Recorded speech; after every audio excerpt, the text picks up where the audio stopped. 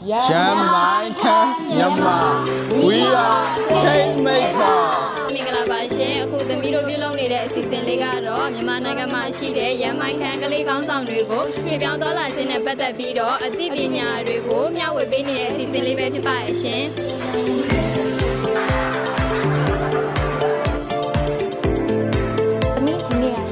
အစီအစဉ်မှာပါဝင်နေရဖြစ်ပါတယ်။မိဒီနေ့ဒီကနေ့မှာတက်ရောက်ခွင့်ရတဲ့အတွက်လည်းပူပေါင်းဆောင်ဆောင်ရွက်ခွင့်ရနေပါတယ်။ပြီးတော့သမီးတို့ကြီးရွာရက်ကွက်ကကလေးတွေကိုပြန်ပြီးတော့လည်းသမီးရထားတဲ့အသိပညာတွေကိုမျှဝေပေးမယ့်အစီအစဉ်လေးလည်းရှိပါရှင်။ပြီးတော့သမီးကိုယ်တိုင်လည်းတနည်းမှာကလေးတွေအကုန်လုံးအတွက်ပြန်ပြီးအထောက်အကူပြုနိုင်မယ့်သူတယောက်ပြောင်းကြတော့လို့ရှင်ကျေးဇူးတင်ပါတယ်။တော့ဒီနေ့ခေတ်မှာကျွန်တော်နိုင်ငံရေးပြည်ပခါတွေကြောင့်လည်းကောင်းနောက်ပြီးတော့ကျွန်တော်ဒီမူရေးစီးပွားရေးပညာရေးတွေကြောင့်လည်းကောင်းပေါ့နော်။ပြီးတော့တဘာဝဘေးရန်တွေကြောင့်လည်းကောင်းပြောင်းရွှေ့နေထိုင်နေတဲ့အရင်များတယ်ပေါ့နော်။ကျွန်တော်အဲ့ဒါကြောင့်ကျွန်တော်ရဲ့ရက်ကွက်ထဲမှာ migration နဲ့ပတ်သက်ပြီးတော့awareness session လေးတွေလုပ်ပေးချင်ပါတယ်။ပြီးတော့ပြောင်းရွှေ့နေထိုင်မှုနဲ့ပတ်သက်ပြီးတော့အခက်အခဲဖြစ်နေတဲ့သူတွေလည်းအများကြီးကူညီပေးချင်ပါတယ်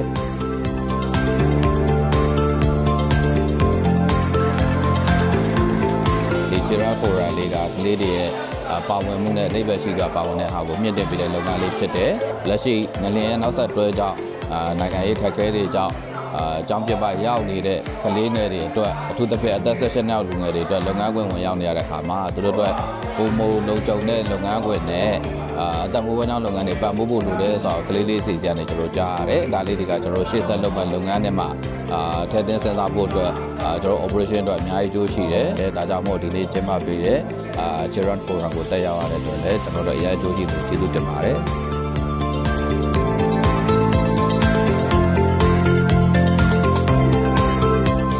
မှာ online ကိုအသုံးပြုသူမရှိသလောက်ကိုရှားသွားပါပြီရှင်အဲ့ဒါကြောင့်မို့ online ကိုအသုံးပြုမှုများလာတဲ့ည online ပေါ်ကလိမ်လည်မှုတွေကလည်းပိုပြီးများပြားလာပါရှင်ဒါကြောင့်သမီးက online safety awareness နဲ့ digital well-being တွေကိုသမီးတို့ရဲ့ရက်ရွာကျေးရွာအတွင်းမှာရှိတဲ့ကလေးလူကြီးတွေကိုပြန်ပြီး sharing လုပ်ပေးချင်ပါတယ်ရှင်သမီးကဒီ2025မှာသွားခဲ့တဲ့ခီးစဉ်မှာဒီသမီးရဲ့အသိဟိုမှာသင်ကြားခဲ့တဲ့အသိပညာတွေကိုသမီးရဲ့ရက်ရွာမှာရှိတဲ့ကလေးတွေပြီးတော့မြို့နယ်မှာရှိတဲ့ကလေးတွေကိုသမီးသင်ယူခဲ့တဲ့အသိပညာတွေကိုပြန်လည်မျှဝေပေးမယ် community sport group တွေကိုလည်းဖွဲ့စည်းပေးမယ် social media တွေနဲ့ပူးပေါင်းပြီးတော့ဒီ campaign တွေကိုလည်းပြုလုပ်မယ် NGO အဖွဲ့အစည်းတွေကျန်တဲ့ organization အဖွဲ့တွေနဲ့ပူးပေါင်းလှုပ်ဆောင်သွားမယ်